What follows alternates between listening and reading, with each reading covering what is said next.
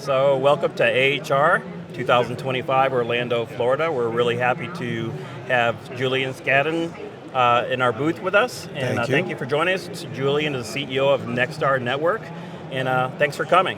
It's a pleasure. I'm excited to see how you guys are growing and the marketing you're doing, but this is a really progressive expo. As I walk around and look at what these contractors are looking for and what you all have to offer, it's a good match, so I'm glad you're here. It really, truly is. Tell us a little bit about Nextstar Network for the contractors out there. Oh, thank you. So Nextstar, we are what some might call a leading practice organization, coaching and training in the residential space. So I'm familiar with your product from a residential application. I understand that you have other applications, but Nextstar helps contractors look at their business as an asset, understanding from financials to training to coaching to being the business that has the tilt of all the talent running their direction. That's what we want to help these members accomplish. That's great. This is a great spot to meet some new contractors. Yep. So how would they get in touch with you guys? Nextstar Network. Just look us up online, nextstarnetwork.com. All right. So interesting, we talk a lot about private equity gobbling up all these companies.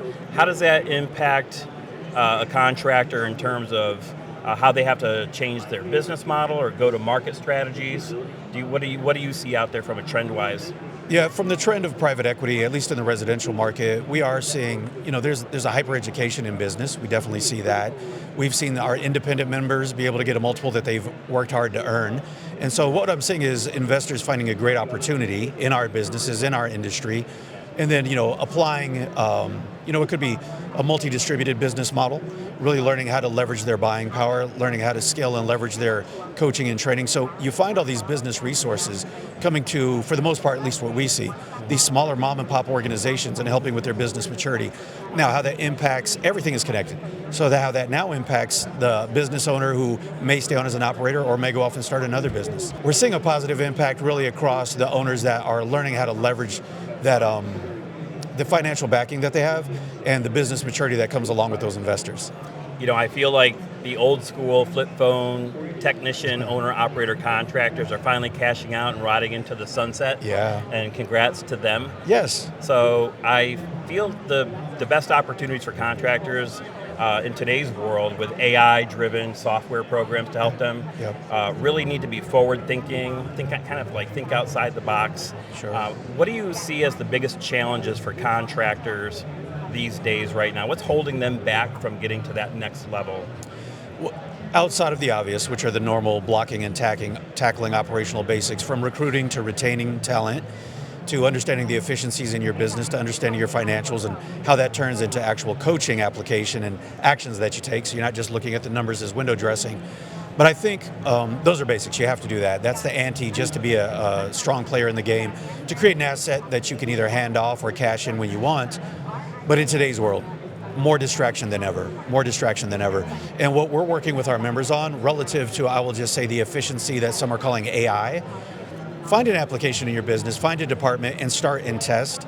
Some of our members have run into hard times trying to apply in every aspect of their business, running out with every vendor that has an AI application, whether it's true AI or not, implementing everything in their business at once, and now all you have is a bunch of departments that are back to learning at square one. So I think the biggest thing to focus on currently is getting back to basics of testing and applying and incremental growth in one department with certain efficiencies in service providers with AI.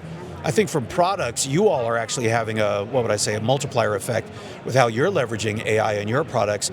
And it's simple. What a member and what a contractor can and should do, I think, let you all lead with the product, learn with the findings. And I know that you all have something on your product here where it has reporting that comes back on the life cycle of a product. You have reoccurring revenue that's tied to that. If you think about these things as an operator and really apply these lessons that you all have taken the time to figure out, you're laying it right in front of them. Contractors do not need to run out, start building their own AI, trying to hyper-focus everything on their products. Many of you that are ahead of the curve have this all figured out, and all you have to do is apply it to your business with an operator's mentality. A little bit of a soapbox there, but I'm passionate about that one. I love the passion. I love the soapbox.